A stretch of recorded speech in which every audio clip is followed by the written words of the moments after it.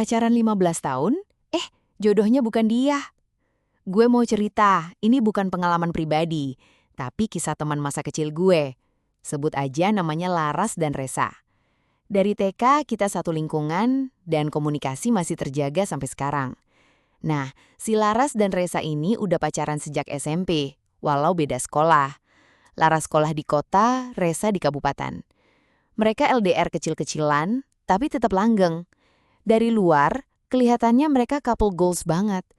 Resa tuh ganteng, blasteran Jawa Eropa. Sementara Laras anaknya kalem, cantik, pinter, berjilbab dari SMP, dan baik banget. Pas SMA, Laras masuk sekolah unggulan dan kelas akselerasi. Resa masuk SMA gue dan malah sekelas. Tapi pas SMA itu mereka putus. Resa mulai pacaran sama teman sekelas gue. Tapi Resa nggak sepenuhnya move on. Kalau Laras deket sama cowok lain, Resa cemburu. Pernah bahkan ribut sama sepupunya sendiri gara-gara si sepupu ngedeketin Laras. Yang bikin tambah aneh, walaupun udah pacaran sama cewek lain, Resa nggak bisa ngelepas Laras. Beberapa pacar barunya malah ngelabrak Laras. Tapi mereka malah dimarahin balik sama Resa. Dan yang paling epik, keluarganya Resa tetap sayang banget sama Laras. Waktu bokapnya Resa meninggal, Laras dan pacarnya Resa saat itu datang melayat. Tapi yang disambut dan dirangkul ibunya, Laras. Bukan pacarnya yang sekarang. Awkward banget sumpah. Begitu kuliah, kita semua sibuk. Tapi terakhir gue dengar kabar, Laras dan Resa balikan. Sama-sama kerja di Jakarta, bahkan satu kantor. Dalam hati gue udah yakin mereka pasti nikah. Masa enggak sih? Udah bareng 15 tahun. Tapi, realita berkata lain.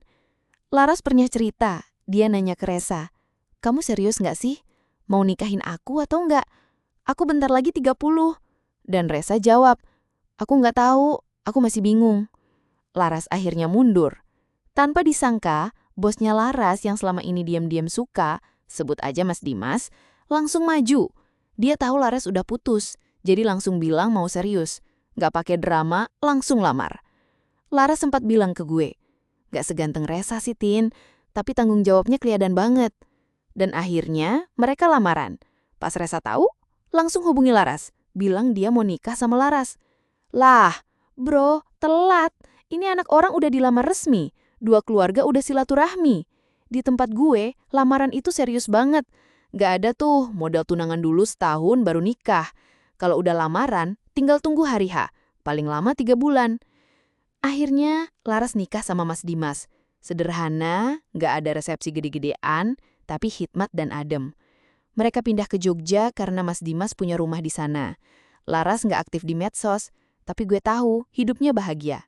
Mertua sayang, suami perhatian. Dan belum lama ini, Laras ngabarin kalau dia baru lahiran anak kembar, cowok dan cewek. Lucu-lucu banget. Lucunya hidup ya, pacaran 15 tahun, ternyata jodohnya sama orang yang datang cuma dalam hitungan bulan. Kadang emang bukan soal siapa yang datang duluan, tapi siapa yang datang tepat saat dibutuhkan.